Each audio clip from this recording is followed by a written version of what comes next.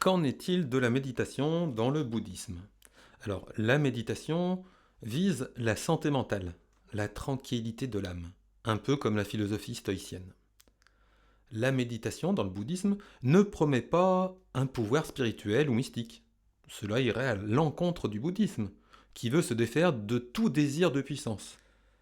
La méditation bouddhiste est un moyen pour développer le mental. C'est pour avoir de la force et faire face aux événements de la vie.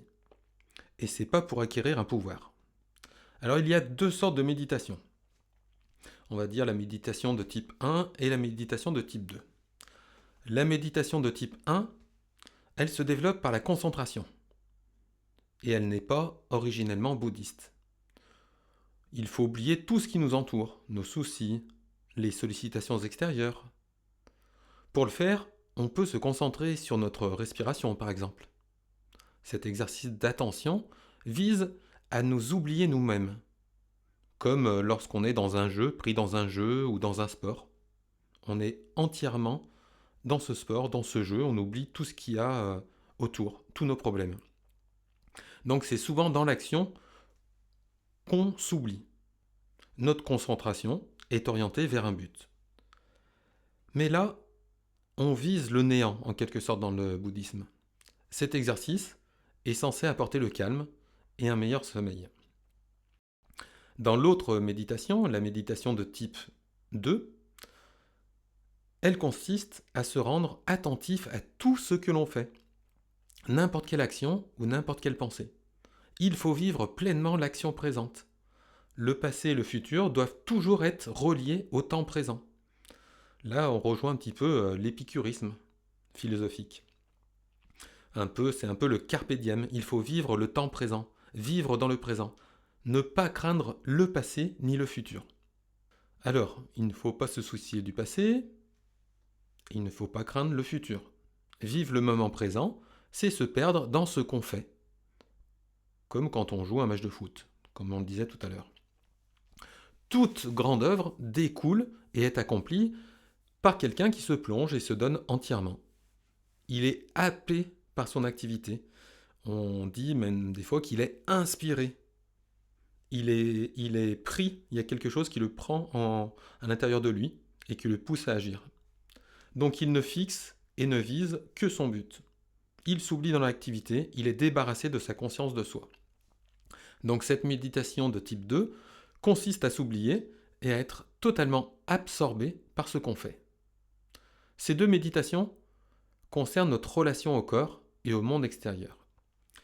Et il existe une troisième sorte de méditation, la méditation de type 3, qui, elle, va s'appliquer à nos sensations et à nos émotions. Pour éviter ou atténuer une sensation ou une émotion douloureuse, on peut tenter de l'examiner, de l'objectiver, pour qu'elle ait moins d'emprise sur nous.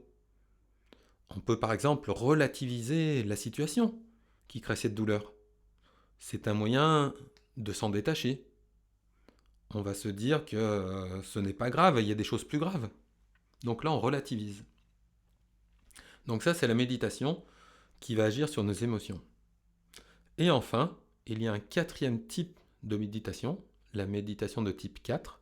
Elle, c'est la méditation mentale. Elle s'applique à notre état d'esprit. Comme les autres méditations, il s'agit d'examiner comme un médecin, et non pas d'attribuer une valeur comme un juge ou un religieux. On ne va pas savoir si c'est vrai, faux, si c'est bien ou mal. Ainsi, on peut être emporté par l'amour, par la haine, par la jalousie, par l'envie. Si on prend conscience de notre état d'esprit, alors on peut mieux le maîtriser, on peut arriver à s'en détacher.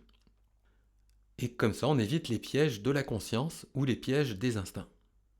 Les situations où l'on doit s'oublier, quand on est dans l'action physique, il faut éviter de se regarder, de se tourner vers soi.